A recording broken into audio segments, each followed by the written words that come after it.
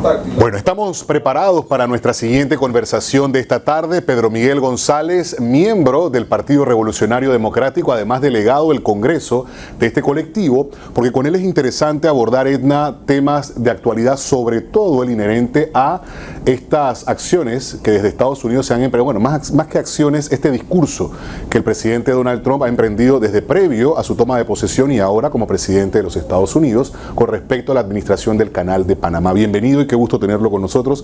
Edna y Ricardo Jaramillo, bienvenido. Le damos la bienvenida a Hispania. Por primera vez creo que está con nosotros aquí en Hispania. Sí, es correcto. Bienvenido, bienvenido. Bueno, y lo felicito por... Muchas gracias, muchas gracias. Esfuerzo, ¿no? Un nuevo medio y una gracias por la invitación también. Así es. A ver, desde su perspectiva, desde su óptica, ha estado viendo toda esta situación. Hay una llamada telefónica, una conversación que quedó pues en suspenso hasta que se sepa pues algo nuevo al respecto, pero acerca no solamente del tenor del discurso del presidente Trump, sino las reacciones desde Panamá, sus consideraciones.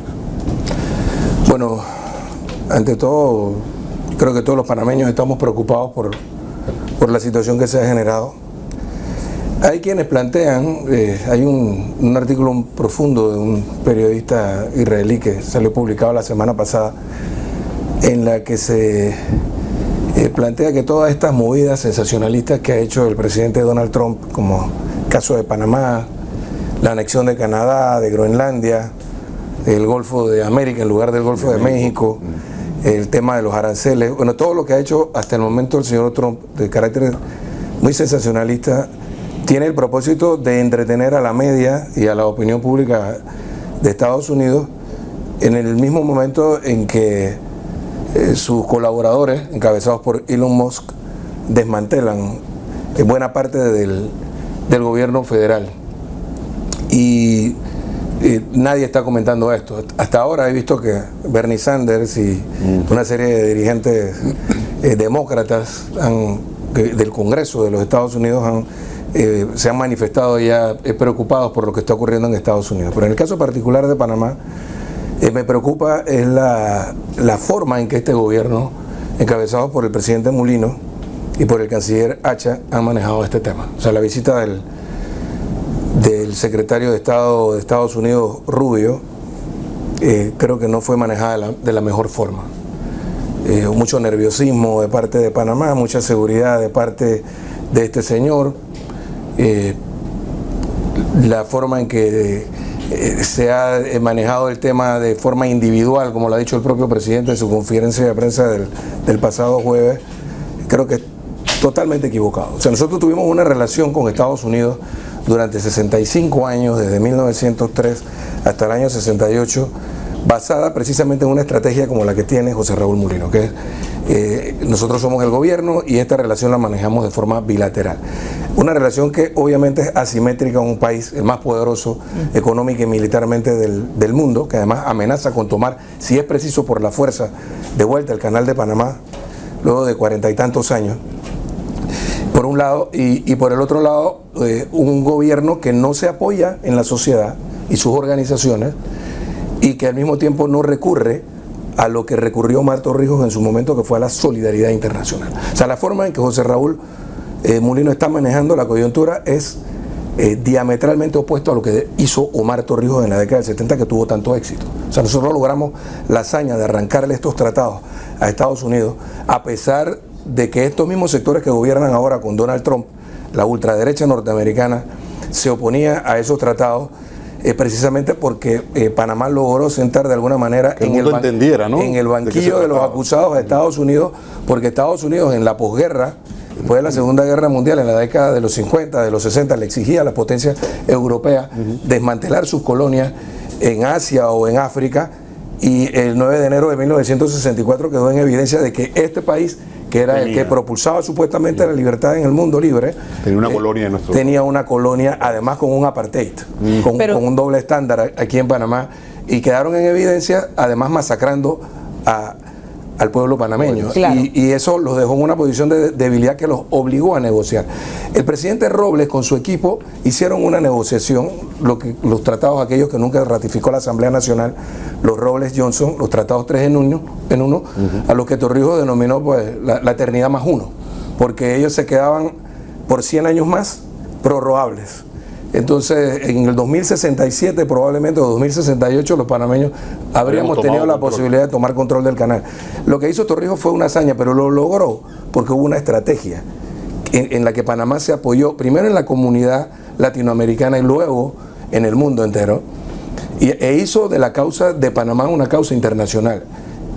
Si tienes esa experiencia que fue exitosa, porque ahora te atrincheras y dices, no, este tema lo manejo yo solo y además no necesito compañeros de viaje, a pesar de que hay otros países que están en la mira también del señor Trump. Ahora, pudiéramos pensar que la coyuntura no es la misma que en el momento aquel que usted identifica claramente de cuando estuvo presente el señor Omar Torrijos, por un lado, y por otro lado, quizás el sentimiento o el pensamiento de que precisamente Estados Unidos es nuestro mayor socio comercial y quiso manejarlo diplomáticamente, dándole la oportunidad, o quizás pensando que lo del señor era meras amenazas, más no una realidad, porque mire lo que usted acaba de decir, esto es como para mantener el país, los países entretenidos o distraídos mientras él está en otras andanzas. Si hay algo que ha quedado claro, fíjate que el tema de la coyuntura, obviamente, la vida de las naciones es dinámica. Claro. O sea, no son las mismas circunstancias las que vivimos ahora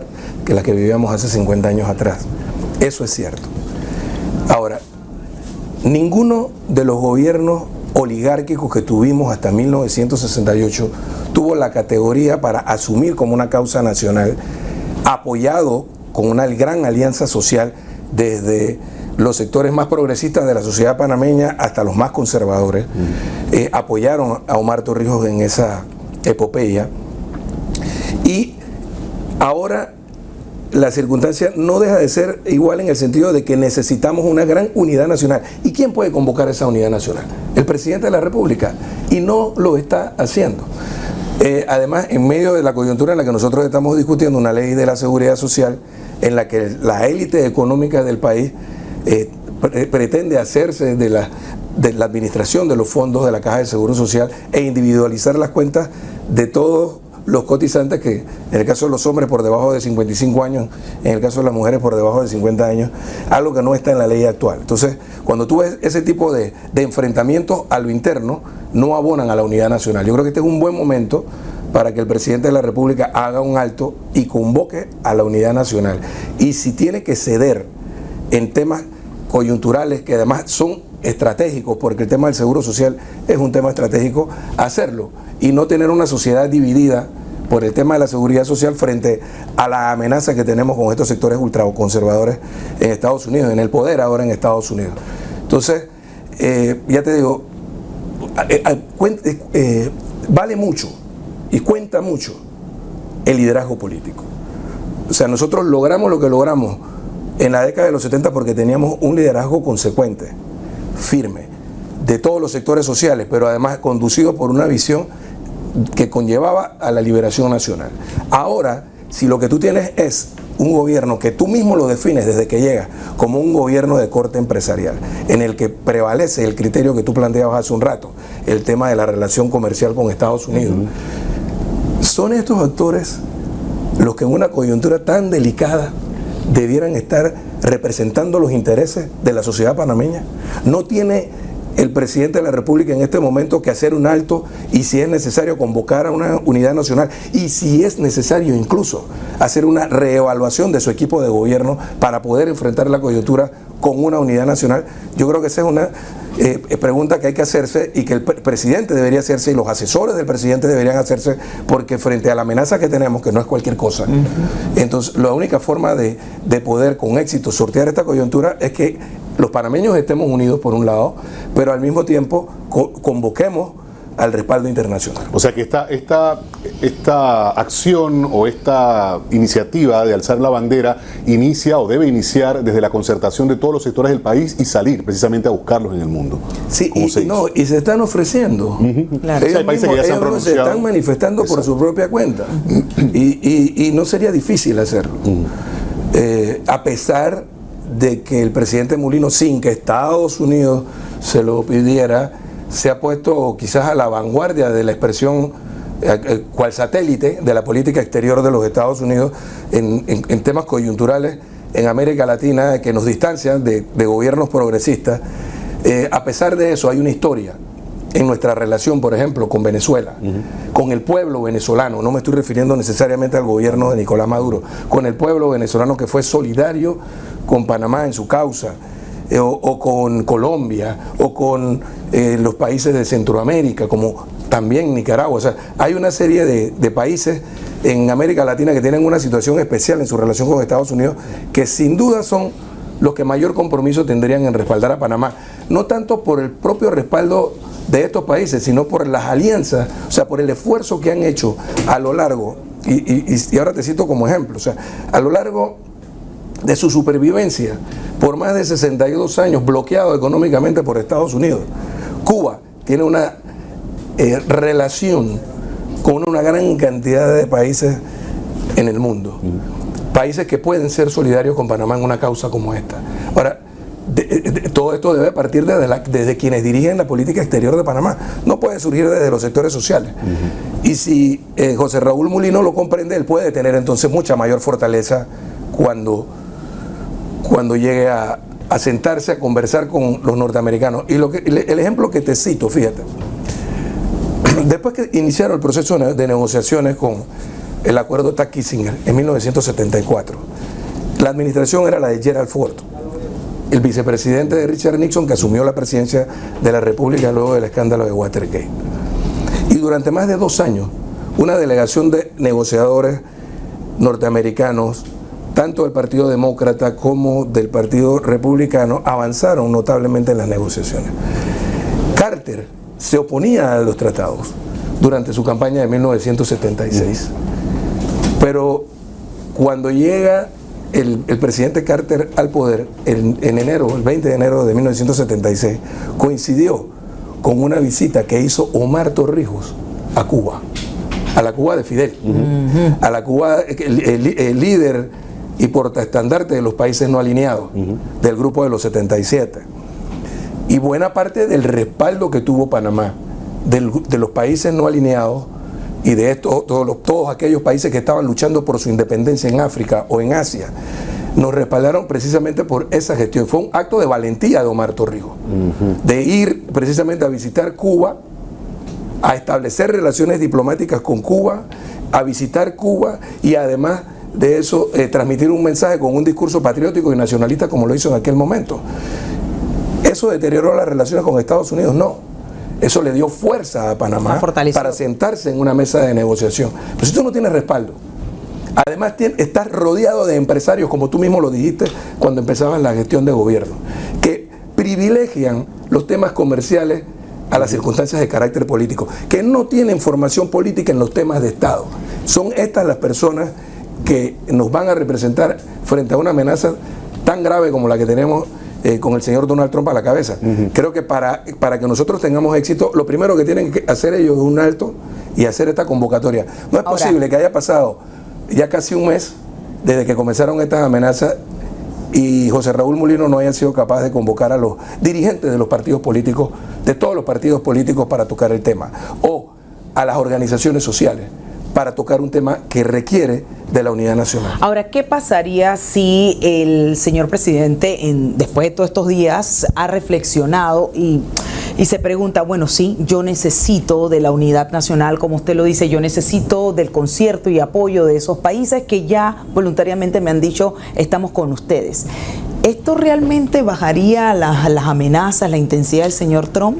¿De qué ayudaría o abonaría? Yo pienso que los ubicaría a ellos en la posición en la que debieran estar. Es decir, está frente a un tema que no es una causa solo de Panamá, este no es un problema de Panamá. Porque hoy es Panamá, mañana puede ser el petróleo venezolano, puede ser el litio chileno, el litio de Bolivia o el de Argentina. Es decir, en la medida en que nosotros permitamos que este grupo radical de ultraderecha que ha llegado ahora a la Casa Blanca, al país más poderoso de la tierra, y se ha ubicado a la vanguardia de los sectores neoconservadores y neofascistas de Europa también, porque esta es una situación que se está generando a nivel global, no solamente aquí a nivel de América Latina, en la medida en que ellos vean que hay resistencia, en la medida en que ellos vean que hay posiciones de principio, en la medida en que tú doblas la cerviz, en la medida en que tú te arrodillas, en esa misma medida te respetan o te faltan el respeto. En la Claro, medida en que tú te decía das a Omar Torrijos, respetar, ¿no? en la medida en que tú te das a respetar, en esa medida te respetan. Si no te das a respetar desde el principio, ya perdiste. Entonces, lo que nos ha costado tanto conseguir, tanta lucha, tanto sacrificio, lo estamos poniendo en riesgo precisamente por actuar de la manera en que ha venido actuando el gobierno actual. Yo creo que es importante que ellos sepan también que los sectores sociales están dispuestos a apoyar el liderazgo gubernamental en la medida en que el liderazgo gubernamental esté dispuesto a defender nuestras posiciones de Dios principio. involucre además, ¿no? No, Pero y que además esté sin dispuesto a dejar- defender posiciones de principio. Pero sin dejar por fuera de la ecuación esta que ellos insisten en que el canal de Panamá está siendo liderizado, está siendo manejado Bueno, por los chinos. y es lamentable que nosotros no tengamos una política agresiva de medios De desmentir. para desmentir a nivel internacional, una campaña para desmentir esto. Mira que el papel lo están haciendo otros actores que no esperábamos.